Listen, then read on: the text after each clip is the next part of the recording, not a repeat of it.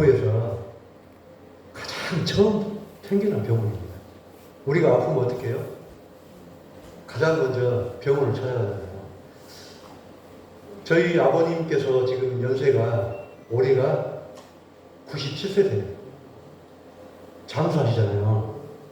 장수의 근거가 저는 이렇게 생각합니다. 제 개인적인 생각인데, 제가 오랫동안 병원에서 이렇게 근무한 그 경험을 통해서 제가 이야기하자면은, 연세가 드시면 반드시 병원 옆으로 가셔야 돼요. 왜 그러냐? 60세가 넘어지면은 우리 몸은 점점 체력이 떨어지고 질병이 찾아옵니다. 그러면은 저희 아버님께서 97세까지 사실 수 있는 이유가 근거가 있으세요. 아버지가 6.25 참전 용사셨어요. 그래서 훈련 과정에 총상 입으셨어요. 그래서 지금도 아버지 배 보면은 이만한 흉터자가 있습니다. 6.25 때 외과 수술을 우리 한국인 의사가 있을까요? 미국인 의사가 있을까요? 불과 지금 6.25가 터진 데가 70년 좀 넘었잖아요. 70년 이전에는 외과 수술을 우리가 할 수 없었습니다. 그래서 미군 의사들이 유엔군으로 참전해서 미국 의사들이 다 집도를 했어요. 저희 아버님도 미국 의사가 집도를 하셨어요. 지금도 사진이 있는데 6.25 때는 어땠습니까? 다 돌아가지고 훈련소가 논산이 아니고 어디냐면은 제주도가 육군 훈련소가 있었습니다. 그 훈련소에서 훈련을 받고 훈련 몇 개월 받았을까요? 일주일 받고 전선에 투입됩니다. 그러면 총만 쏠지 않고 다 전선에 투입이 됩니다. 그래서 아버지가 부산, 울산 쪽에 배치를 받았다가 이제 총상 입으시고 수술을 받으셨는데, 이야기는 뭐냐면은 병원이었을 때에는 그런 어려움이 왔을 때에 우리가 생명을 살릴 수 있다? 없다는 것이에요. 그래서 오늘 제가 병원 이야기를 좀 하려고 프렌치 병원을 이야기했습니다. 원래 선교사가 보통 한국 땅에 오면은 가장 먼저 3년 정도 정탐을 하게 됩니다. 3년 정탐이 뭐냐면은 언어 훈련, 조선말을 할 줄 알아야 돼요. 그리고 조선말을 쓸 줄 알아야 돼요. 그 훈련을 혹독하게 시킵니다. 이 땅에 왔던 미국인 선교사들, 호주 선교사들 동일하게 언어 훈련을 통과하지 못하면 선교사로 임명을 안 해줬어요. 그래서 우리가 외국에 나가면 영어를 배우든 뭐 헬라어를 배우든 독일어를 배우든 얼마나 어렵겠어요. 자기 언어를 쓰다가 그 나라의 언어와 문화를 익히면서 적응해가고 살아가는 그 과정이 얼마나 어렵겠어요. 쉽지 않죠. 저도 여기 와서 제일 먼저 어려웠던 것이 뭐냐면은 벌레들. 어제도 보니까 또 나왔어. 그래서 기겁을 했는데 지네가 그런 과정이 저만큼 했을까요? 제가 볼 때는 외국인 선교사는 더 했을 거라고 생각합니다. 지금 우리가 살고 있는 것은 정말 서양식 같이 입식 부엌에다가 보일러 들어오고 수돗물 다 들어오잖아요. 그 당시에 그 시설이 있었을까요? 전혀 없었습니다. 여기도 30년, 40년 전에 동이나 물 떠서 물 나르고 그랬다고 이야기를 들었는데, 그것보다 더 험한 생활을 했을 거 아닙니까? 그런 과정을 통해서 조선에 선교사가 들어와서 보니까 가장 문제가 뭐냐? 영적인 문제하고 질병 문제가 가장 컸다는 거예요. 영적인 문제가 어떤 문제일까요? 미신을 섬기는 겁니다. 복물을 섬기고 또 당산나무를 섬기고 여러 가지를 섬기잖아요. 저도 어렸을 때에 전에 이야기했는데, 저희 어머니가 배가 아프면은 닭장 앞에서 이렇게 빌면은 배가 나온다고 이걸 알아보자. 근데 지금 그것이 지금도 안 잊어버려요. 지금도 어렸을 때. 그렇게 우상을 섬기고 미신을 섬겼다는 거예요. 그래서 또 가장 기독교가 우리나라에 들어와서 가장 크게 공헌했던 건 뭐냐면은 저는 이렇게 생각합니다. 첫 번째로 한글을 성경으로 한글로 번역했다는 거예요. 그래서 한글이 띄어쓰기가 있고 이렇게 있다. 옛날에는 띄어쓰기가 없었습니다. 그 한글이 어쩌냐? 아주 원문이라고 해가지고 여자들 상것들이나 배우는 한문이라고 해가지고 한글을 안 그렇게 했어요. 그런데 한글을 선교사들 와서 한글 번역을 하면서 한글이 엄청나게 발전했다. 그 역사와 그 다음에 질병 문제를 해결을 못했다는 거예요. 잔티푸스나 폐렴으로 죽어간 사람이 너무나 많았다는 거예요. 그리고 우리나라도 지금 방글라데시에는 어린아이가 태어나면은 10명 중에 3명, 4명이 죽어요. 우리나라는 그때 어땠을까요? 지금 제가 알기로는 태반이 출생신고가 2살, 3살이 늦은 것이 태반이었어요. 안 그렇습니까, 혹시? 옛날에는 아이가 아프면 어땠어요? 직관 아시죠? 직관에다가 죄다 묻어놓고 이렇게 살아나기를 기다렸던 그런 시절이 우리 있었습니다. 근데 지금 어떻습니까? 100세 시대, 150세대를 지금 가고 있습니다. 여러분들은 100세는 지금 기본이에요, 기본. 그럼 아직은 지금 여러분들은 청춘이라는 거예요. 지금 한 3분의 2 사셨나요? 절반 사셨나요? 제가 볼 때는 저는 이제 딱 절반 살았거든요. 웃을 일이 아닙니다. 그만큼 생명이 연장됐다는 거예요. 그 이야기는 뭐냐면 의료 혜택을 우리가 그만큼 많이 받고 있다는 거예요. 바로 그 의료의 역사가 한방의 역사였지만 지금 어때요? 양방의 역사잖아요. 한방이 양방을 따라가지 못해요. 입법을 모두 국회의원들이 누구냐면 의사 출신이 너무 많아요. 그래서 우리 한국에 모든 입법 활동하고 있는 국회의원들이 양방 의사가 많다 보니까 우리나라는 너무나 양방이 치우쳐 있습니다. 그것은 뭐냐면은 양방과 한방이 이게 조화가 이룬다면 더 좋았을 텐데 그런 아쉬움이 더 남습니다. 일본에는 반드시 의대를 가면은 한방 공부를 합니다. 근데 우리나라는 한방은 아주 공부 못한 사람들이 가는 그런 과로 지금 전락되어 있어요.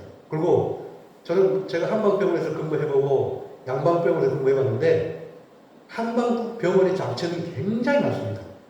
근데 한방병원 의사 원장님들이 공부를 안 하세요. 직무유기를 하고 있습니다. 저는 너무 많이 봤습니다. 그래서 오늘은 제가 이야기하고 싶은 게 뭐냐면 그만큼 우리 선교사들이 와서 우리 조선 땅에 얼마 많은 의료 혜택을 주고 갔는가. 그리고 가장 우리 가까운 목포에서 어떤 병원이 생겨서 어떻게 우리에게까지 의료 혜택이 왔나. 지금 국민의당에 있는 그 국회의원 중에 유진별 선교사님 5대째 손자가 한 분 계십니다. 인요한 국회의원 혹시 아시죠? 네. 그분이 목포 선교부에 최초로 문을 열었던 유진별 선교사님의 5대 손입니다. 그 어머니가 누구냐? 서양 선교사 중에 가장 최초로 태어났던 아이가 누구냐면은 인요한 선교사님의 할머니예요. 그 할머니가 목포에서 태어납니다.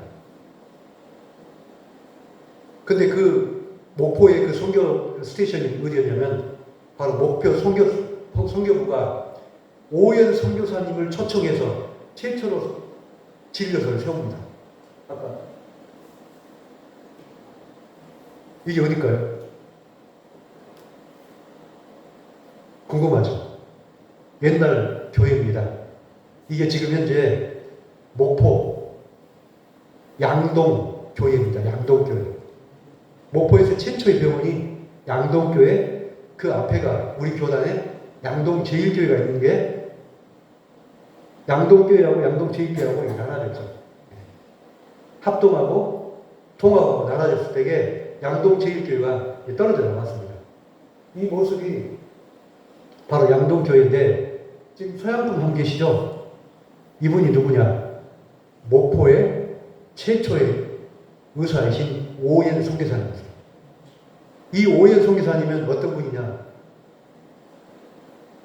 이 오옌 선교사님은 신학과 의대를 같이 가신 분이에요. 굉장히 독특하신 분이에요. 그리고 몇 안 되는 곳이에요.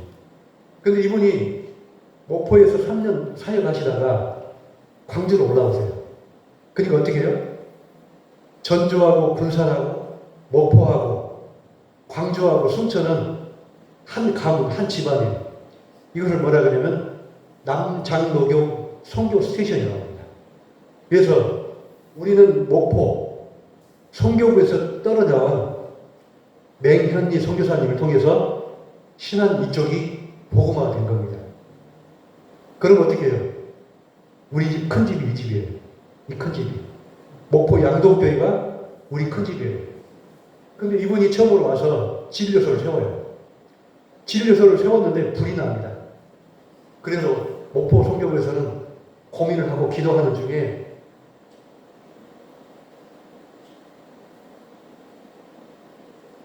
미국에 프린치라는 그 가문이 있었습니다. 그 프린치라는 가문하고 요셉 야곱교회라는 그 교회에서 후원금을 줘가지고 1912년도에 프렌치 병원을 세웁니다. 그래서 이 병원이 목포에서 최초로 서양식 병원으로 세워집니다. 이 병원입니다. 이 병원이 목포 프렌치 병원입니다. 2층이죠. 그때 초가집이었는데 이 2층 서양식 건물을 지어놨을 때에 얼마나 많은 사람들이 부러움을 사고 또 여기서 진료를 많이 받았을까요? 이 병원은 입원실까지 있었습니다. 입원실이 처음에는 5명, 15명, 20명까지 늘어났습니다. 그런데 불행하게도 이 병원이 화재가 터집니다. 불이 나서 병원이 없어집니다. 그런데도 불구하고 이 병원을 거쳐갔던 사람이 또 누구였냐면은 오옌 선교사님, 그 다음에 포사이트 선교사님. 사모님 포사이트 선교사님 아시죠? 이렇게 선교사님들이 이 땅에 오셔서 조선 사람들의 폐결핵 환자와 장티푸스 환자를 고치고 복음을 전했던 복음의 전진기지가 바로 이 프렌치 병원이었습니다. 근데 불행하게도 이 병원이 화재를 통해서 없어지고 전소돼서 이 병원이 나중에는 지금 목포의 그 성경학교 있죠? 성경학교. 지금 어떻게 보면은 그 목포 호남신학대역의 전신인 그 태생이 또 그겁니다. 여기서 나왔습니다. 성경학교 대학식으로 쓰입니다. 의료 지도로 쓰지 않고. 그런 과정을 통해서 저는 이렇게 생각합니다.